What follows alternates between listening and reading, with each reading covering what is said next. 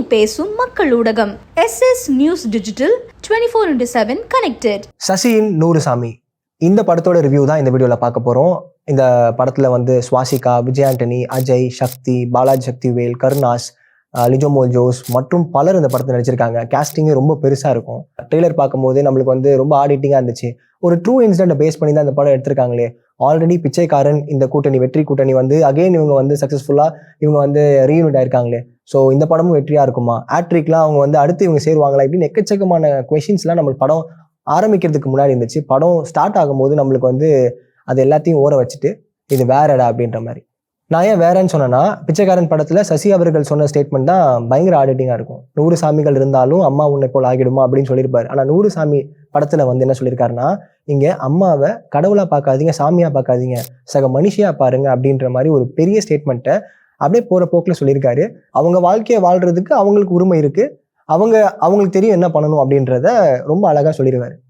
So படம் பார்க்கும்போதே வந்துட்டு ஒரே ஒரு விஷயம் சொல்லணுங்க. ஏன்னா நம்ம தமிழ் சினிமாவில் நிறைய கமர்ஷியல் ஃபிலிம்ஸை பார்க்கறதுக்காக டிக்கெட் வாங்குறதுக்கு முந்தி அடிச்சுட்டு போகிறோம். நைட்டு ஃபுல்லாக வந்து டிக்கெட் புக்கிங்கை போட்ட உடனே நம்ம வந்து அதை டிக்கெட்டை வாங்கிட்டோமா இல்லையான்னு ஃப்ரெண்ட்ஸ் எல்லாம் செக் பண்ணி அந்த படத்தை அடித்து பிடிச்சி போய் பார்க்குறோம். சம்டைம்ஸ் அந்த படம் நல்லா இருக்கும், சம்டைம்ஸ் டிசப்பாயின்மெண்ட் கொடுக்கும் பெரிய நடிகர்களோட படமே. ஆனால் 100 சாமி போல் இந்த மாதிரி படத்தெல்லாம் நம்ம வந்துட்டு பார்க்கறதுக்கு முன் வர மாட்டோம். ஏதோ ஒரு 4 பேர் அந்த படத்தை பார்த்துட்டு நல்லா இருக்குது அப்படின்ற ஒரு ரிவ்யூ சொன்னால் மட்டும்தான் நம்ம சரி போய் பார்ப்போன்னு அந்த காலை அப்போ தான் எடுக்கிறோம். படம் பார்த்து இவங்களை நம்ம வந்து அடுத்த கட்டத்தை நகர்த்தாதான் இந்த மாதிரி படைப்புகள்லாம் அடுத்தடுத்து நம்மளுக்கு வரும் அப்படின்ற மாதிரி சொல்லலாம். ஸோ 100 சாமி படம் என்னதான் சொல்ல வருது அப்படின்னு கேட்டிங்கன்னா, சுவாசிகா அவங்க ரொம்ப அற்புதமாக ஒரு டைலாக்ல சொல்லியிருப்பாங்க. தனியாக வாழ்கிற பொண்ணுக்கு கௌரவத்தோடய மரியாதையோடய இங்கே வாழ முடியுமா அப்படின்ற மாதிரி ஒன்று சொல்லியிருப்பாங்க. அதுதான், ஏன்னா இங்கே தனியாக வாழ்கிறவங்களுக்கு தான் தெரியும் அவங்களுடைய பெயின் என்ன, அவங்க கோ த்ரூ பண்ணுற கஷ்டங்கள் என்னென்னு. அப்படி தனியாக இருக்க பெண்களுக்கு அவங்க தனியாக இருக்காங்களா இல்லை அவங்களுக்கு ஒரு பார்ட்னர் வேணுமான்னு முடிவு பண்ணுறது எல்லா உரிமையும் அவங்களுக்கு அந்த ரெஸ்பெக்டிவ் இண்டிவிஜுவலுக்கு இருக்குது. அந்த ரெஸ்பெக்டிவ் இண்டிவிஜுவல் எடுக்கிற முடிவு தான் அவங்க லைஃப்பில் வந்து அவங்க கோ த்ரூ பண்ணுறாங்க, எல்லாமே இருக்கும். ஆனால் சுற்றி இருக்கவங்க வந்து இன்ஃப்ளூயன்ஸ் பண்ணி இது மாதிரிலாம் பண்ணிடக்கூடாது, இப்படி பண்ணால் எப்படி நம்மளுக்கு வந்துட்டு கல்ச்சருக்கு வந்து தப்பாக இருக்குது அப்படின்னு சொல்லி இன்னும் பழமையாக பேசிகிட்டு இருக்க ஒரு செட் இருக்கும், ஒரு கேங் இருக்கும். அப்படி ஒரு செட்டு இந்த 100 சாமி படத்துலையும் இருக்குது. நீங்கள் பார்க்கும்போது கண்டிப்பாக உங்களுக்கே வந்து இந்த கேரக்டரை பார்த்தாலே கடுப்பாகுமே அப்படின்ற மாதிரி ஒரு சில கேரக்டர் ஆர்க்லாம் இருக்குது. அது நீங்கள் படம் பார்க்கும்போது உங்களுக்கே தெரியும். சுவாசிகா அவங்க இந்த கேரக்டரை எப்படி புல் பண்ணியிருக்காங்க அப்படின்றத நான் சொல்லி ஆகும். ஏன்னா ப்ரீ ரிலீஸ் ஈவெண்ட்லலாம் வந்து மிஷ்கின் அவர்கள் பேசியிருப்பாப்புல, நான் சுவாசிகா அவங்கள பார்த்து காலில் விழணும் அப்படின்னு நினைக்கிறேன்னு சொல்லி காலில் விழுந்தார் ஸ்டேஜில். அப்போ இது பார்க்கும்போது ரொம்ப இந்த படத்தை ப்ரொமோட் பண்ணுறதுக்காக மிஷ்கின் அவர்கள் வந்து ஒரு ப்ரொமோஷன்ஸ்லையும் இப்படி பேசுகிறாரு, எக்ஸாஜரேட் பண்ணுறாரு போல இருக்கு அப்படின்ற மாதிரி தான் நினச்சி நம்ம இதை கடந்து போகிற மாதிரி இருந்துச்சு. ஆனால் படம் பார்த்ததுக்கப்புறம் தான் தெரிஞ்சது மிஷ்கின் அவர்கள் காலில் விழுந்தது உண்மையிலேயே 100% வந்து ஒரு உண்மையான அவருக்கு உள்ள தோன்ற விஷயம் தான் பண்ணியிருக்காரு போல இருக்கு. இதுலையும் குறிப்பாக நான் சுவாசிகா அவங்களோட பெர்ஃபார்மன்ஸை ரொம்ப ஹைலைட்டாக பேசணும் அப்படின்னு சொன்னோம்னா ஒரு சீனை சொல்லலாம். பசங்களோட அம்மா உட்காந்து சாப்பிட்ற சீனை. அதில் வந்துட்டு பிரேக் ஆகி உடஞ்சி அழுவாங்க. பார்க்குற ஆடியன்ஸ் அந்த டைமில் வந்து நீங்கள் பிரேக் ஆகாமல் அழுகாமல் இருந்தீங்கன்னா அதுவே பெரிய வெற்றி. ஏன்னா இந்த படம் வந்துட்டு அங்கே அழுதாங்கன்னா நீங்களும் அழுவீங்க. அந்த மாதிரி வந்து ஒரு பெரிய ரிலேட்டபிள் கனெக்ஷன் இருக்கும். அம்மாவை நம்ம எப்படி பார்ப்போம், லைக் வந்துட்டு நம்ம 2 பசங்க இருந்தாங்கன்னா நம்ம சின்ன வயசுலாம் சொல்லிட்டே இருப்போம் பார்த்தீங்களா, அம்மா இந்த பக்கம் என்னை பார்த்து படுமா, அந்த பக்கம் என்னை பார்த்து படுமா, நீ இந்த பக்கம் என் முகத்தை பார்த்துட்டு தூங்குமா அப்படின்னு நிறைய விஷயங்கள்லாம் பேசும். அதே மாதிரி தான் இந்த அண்ணன் தம்பிங்களில் அவங்க இருக்கிறதா இருக்கட்டும், சின்ன சின்ன டைலாக்ஸாக இருக்கட்டும், அம்மாக்கான விஷயங்கள் எப்படி பார்த்து பண்ணுறாங்க, அம்மாவுக்கு ஒரு பிரச்சனைன்னு வரும்போது இவங்க 2 பேர் என்ன பண்ணுறாங்க அப்படின்றத லைக் அஜய் அண்ட் சக்தி 2 பேருமே அந்த கேரக்டர் ரொம்ப புல் பண்ணியிருக்காங்க. பொதுவாக இப்போ தமிழ் சினிமா எடுத்துக்கிட்டாலே ஹீரோ தான் லைக் சினிமாவே காப்பாற்றிட்டு இருக்காங்க, அவங்க தான் இந்த படத்தோடைய மார்க்கெட்டை தூக்கி நிறுத்துறாங்க அப்படின்ற மாதிரி இருக்கும். ஆனால் இங்கே ஹீரோவாக கருதப்படுறவங்க வந்துட்டு செகண்ட் ஹாஃப்ல தான் வராரு. ஆனால் பொதுவாகவே இந்த படத்தோட ஹீரோன்னு கேட்டிங்கன்னா நீங்கள் சுவாசிகா அவங்களை தான் எடுத்துக்கணும். ஆனால் டிப்பிக்கலாக நம்ம ஹீரோன்னு சொன்னால் விஜய் ஆண்டனி அவர்கள் தான். அவரே செகண்ட் ஹாஃப்ல தான் வராரு.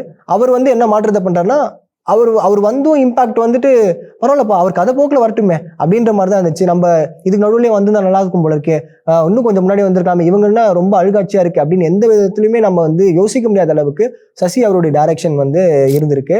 நாங்களாம் ப்ரொடியூசர் கேங்காக படம் பார்க்க போனோம். அப்போ கூட இருக்க ஒரு ப்ரொடியூசர் சொல்கிறாங்க, அவங்க சசி சார் படமா, விஜயாண்டி சார் படமா, கண்டிப்பாக பாசிட்டிவாக தான் முடியும், நம்மளுக்கு ஒன்றும் பிரச்சனை இல்லை, நம்ம பாட்டு சந்தோஷமாக படம் பார்க்கலாம் அப்படின்னு அவங்க மைண்டை ரெடி பண்ணிட்டு ப்ரிப்பேர் பண்ணிட்டு படம் பார்க்கும்போது அவங்களே வந்து என்னடா படம் போகிற போக்க பார்த்தா ஒரு மாதிரி நெகட்டிவாக போய் முடிஞ்சிடும் போல இருக்கே, நம்மளே வந்து ஒரு மாதிரி பீதியில் உட்காந்துட்டு இருப்பாங்களே, நடந்துடக்கூடாது, செல்விக்கு வந்து ஏதாவது நல்ல விஷயம் நடந்துடணும் அப்படின்னு அப்படிலாம் சொல்கிற அளவுக்கு இந்த படம் இருந்திருக்கு. படம் ஆரம்பத்திலேருந்து ஃபர்ஸ்ட் ஒரு 5 to 10 minutes வந்து படத்தோடைய போக்கு வேற மாதிரி இருக்க மாதிரி காட்டும். என்னடா இவங்க கடன் தொழிலால ஓடுறாங்களா, இல்லை ஃப்ளாஷ்பேக்கில் இவங்களுக்கும் விஜய் ஆண்டனிக்கும் ஏதாவது ஒரு காதல் இருக்குது, அதை இவங்களாம் தாங்கிக்க முடியாமல் ஓடுறாங்களா, இல்லை பசங்களுக்கு வந்துட்டு நம்ம தொல்லை கொடுக்காம நம்ம பாட்டு ஒரு பக்கம் ஓடலாம்னு சொல்லிட்டு இப்படி ஓடுறாங்களா அப்படின்னு ஏகப்பட்ட தியரிஸை வந்து ஒரு 5 to 10 minutes ஃபஸ்ட்டு காட்டும். அதுக்கப்புறம் ஒரு படத்தை ஓட்டுவார் பாருங்க சசி அவர்கள். நான் காமிச்சது ஃபஸ்ட்டு 5 நிமிஷம் 10 நிமிஷம் வேற, இப்போ நீங்கள் பார்க்க போகிறது தான் 100 சாமி அப்படின்னு சொல்லிட்டு ஒன்று பண்ணுவார். எவ்வளோ படிக்கிறோம் என்ன படிக்கிறோம்னு முக்கியம் இல்லை, நம்ம படித்த விஷயத்தை எப்படி யூஸ் பண்ணுறோம், எப்படி மக்களுக்கு திருப்பி தரோம் அப்படின்றது தான் முக்கியம். அந்த மாதிரி தான் இங்கே சசி சார் அவர்கள் என்னால் இதை ஒரு மேஜிக் பண்ண முடியும் அப்படின்னு சொல்லிட்டு ரொம்ப ஸ்ட்ராங்காக பிலீவ் பண்ணி சினிமாவில் கமர்ஷியலாக ஜெயிச்சவங்க தான் வந்து மதிப்பாங்க, கமர்ஷியலாக லைக் ஒரு இட்டு கொடுத்தா தான் மதிப்பாங்க அப்படின்ற மாதிரி ஒரு விஷயம்லாம் இருக்குது. ஆனால் அந்த கமர்ஷியலை ஓரம் வச்சுட்டு நான் ஒரு படம் கொடுக்குறேன், இந்த படத்தை நீங்கள் பேசுவீங்க அப்படின்னு சொல்லி நூறுசாமி ஒரு படத்தை கொடுத்துருக்காரு. கண்டிப்பாக இந்த படம் ஆஃப்டர் பிச்சைக்காரன் இந்த படத்தை வந்து பயங்கரமாக பேச போகிறாங்க. ஆட்ரிக் காம்பினேஷன் எதிர்பார்த்துட்டு இருக்காங்க. என்ன நடக்க போகுதுன்னு தெரியல. இது ஒரு பிளாஸ்டாக தான் அமைய போகுது.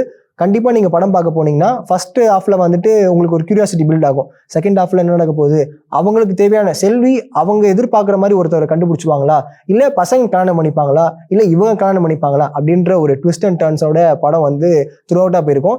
ஒரே சேலஞ்ச் பண்ணுறேன் இந்த வீடியோ பார்க்குற ஆடியன்ஸ்க்கு, நீங்கள் 100 சாமி படம் பார்த்தீங்கன்னா ஏதாவது ஒரு நெகட்டிவ் இருந்தால் நீங்கள் கீழே போடுங்க, நானே கூட ரீஃபண்ட் பண்ணிடுறேன். ஏன்னா அந்த மாதிரி தான் இருக்கும் படம் வந்து. இந்த மாதிரி படத்தை நம்ம சப்போர்ட் பண்ணாதான் இந்த மாதிரி நிறைய படங்கள் வரும். தயவு செஞ்சு இந்த படத்தை போய் தியேட்டரில் போய் பாருங்க. அண்ட் மியூசிக் இந்த படத்துக்கு மிகப்பெரிய ஒரு பேக் போனாக அமைஞ்சிருக்கு.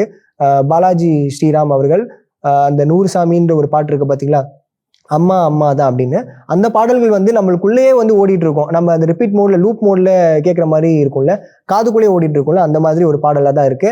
அண்ட் இந்த படம் ஒருவேளை மலையாளமோ இல்லை வேற ஏதாவது ஒரு லாங்குவேஜ் ரிலீஸ் ஆயிருந்ததுன்னா கண்டிப்பாக நம்ம வந்து என்ன சொல்லியிருப்போம், ஆஹா அங்கே நம்ம இந்த மாதிரி படங்கள் தராங்களே, தமிழ் சினிமாவில் இந்த மாதிரி ஒரு படத்தை கொடுக்க யாருமே இல்லையே அப்படின்னு புலம்ப ஆரம்பிச்சிருப்போம்.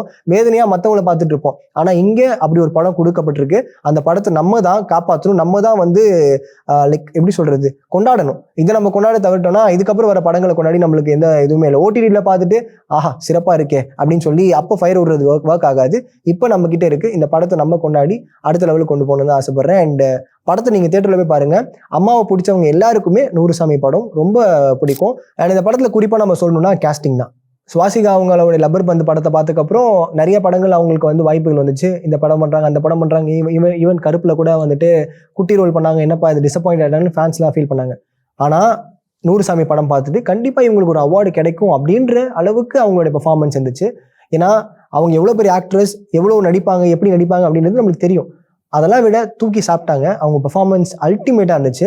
அவங்களுடைய ஆக்டிங்கை வந்து நம்ம வந்து லைக் ஒரு அளவு எடுத்து பார்க்கவே முடியாதுங்க. பர்ஃபெக்டாக ஃபிட் ஆனாங்க அந்த ரோலுக்கு. அண்ட் கூடயே நம்ம சொல்லணும்னா கருணாஸ் அவர்கள் சொல்லுவாங்கல்ல, லைக் இந்த கேரக்டர் இவர் தான் பண்ண முடியும், இவர் வந்து எப்படி சொல்றது பிசிறு தட்டாமல் பண்ணிட்டாருப்பா அப்படின்ற மாதிரி ஒரு சீன்லாம் வருங்க. நாங்களும் என்னன்னா இது கிரைம் த்ரில்லர் மாதிரி மாறிடுச்சு, அந்த செட்டே அந்த சீனே மாறிடுச்சு அப்படின்ற மாதிரி இருக்கும். அந்த சீன் நீங்கள் பாருங்க தியேட்டரில். இந்த வேர்ட் ஏன் பயன்படுத்தினேன் அப்படின்றது உங்களுக்கு படம் பார்க்கும்போது தெரியும். அண்ட் இன்னொரு பக்கம் வந்துட்டு நீங்கள் யோசிக்கலாம், அப்போ 2026 நம்ம இவ்வளோ படிச்சுட்டோம், இவ்வளோ டெக்னாலஜி இவ்வளோ டெவலப் ஆயிடுச்சு அப்படின்னு நம்ம வார்த்தைட்டு இருக்கோமே, இவ்வளோ சொல்லிட்டு இருக்கோமே, இன்னுமா இந்த மாதிரி விஷயங்கள் நடந்துட்டு இருக்கு அப்படின்னு உங்களுக்கு ஒரு கேள்வி வரும். படம் பார்க்கும்போது செகண்ட் ஹாஃப்ல வந்துட்டு பாலாஜி சக்திவேல் அவர்கள் வந்து ஒரு பாரமனை உட்காந்து ஒரு சீனை பேசுவார். அவர் எக்ஸ்பிளைன் பண்ணுவார், இதெல்லாம் இப்போ நடக்குது, எதனால் நடக்குது, ஏன் நடக்குது அப்படின்னு. அந்த விளக்கம் வந்து பர்ஃபெக்டாக இருக்கும். நீங்கள் படம் பார்க்கும்போது உங்களுக்கு அது புரிய வரும். அண்ட் குறிப்பாக இந்த படத்தில் வந்து நிறைய கேரக்டர்ஸ், லிஜோமோல் ஜோஸாக இருக்கட்டும், அதுக்கப்புறம் பக்ஸ் அண்ட் கிம்கியா வராரு, அவர் வந்து பயங்கர காமிக்கலாக ஒர்க் ஆச்சு. அண்ட் வினோதினி. அண்ட் இதுக்கு இடையில நம்ம வந்துட்டு ஜென்சன் தேவாகர் அவரை பற்றி சொல்லி ஆகணும். ஏன்னா அவருடைய படங்கள் இப்போ ரீசெண்ட் டைம்ஸில் நீங்கள் பார்த்தீங்கன்னு வச்சுக்கோங்களேன், த்ரூ அவுட்டாக ஒரு என்டர்டெய்னராக அவர் வந்து தன்னை வந்து பிளேஸ் பண்ணிட்டு இருக்காருன்ற மாதிரி தெரியுது. ஆஸ் அ பெர்ஃபார்மரை கூட லப்பர் பந்தில் பார்த்துருப்போம், ஆண் பாவம் பொல்லாதில் பார்த்துருப்போம்.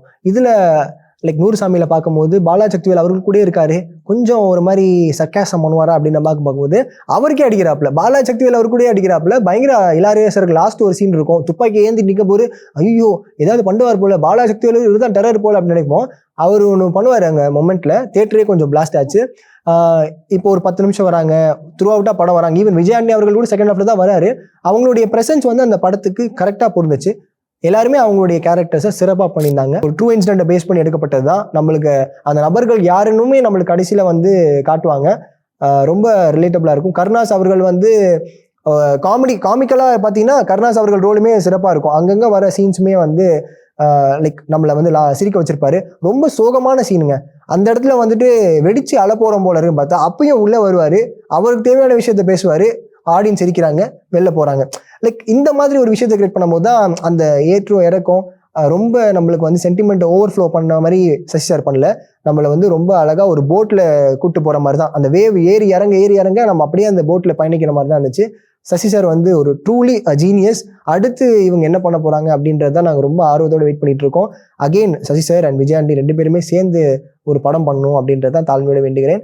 இந்த படத்துக்கு வந்து ரேட்டிங் கொடுத்தா 5க்கு 5 கொடுக்கலாம், நிறைய கூட கொடுக்கலாம். நீங்க கண்டிப்பா இந்த படம் பார்த்துட்டு உங்களுடைய கருத்துக்களை கீழே கமெண்ட் செக்ஷன்ல மறக்காம சொல்லுங்க. நூறுசாமியை பத்தி நிறைய விஷயங்கள் பேசினேன். இன்னும் அழுத்தம் திருத்தமா ஒரே ஒரு விஷயத்த சொல்லணும்னு நினைக்கிறேன். நூறுசாமி ஒரு பிரச்சனையை ரொம்ப ஆணித்தரமா அழுத்தம் திருத்தமா பேசியிருக்கு. சமுதாயத்துல இன்னும் 1000 பிரச்சனைகள் இருக்கு. இதை பேசுறதுக்கு நிறைய சாமிகள், நிறைய டைரக்டர்ஸ், கிரியேட்டர்ஸ் வரணும். உண்மை பேசும் மக்கள் ஊடகம் SS நியூஸ் டிஜிட்டல் 24/7 கனெக்டட்.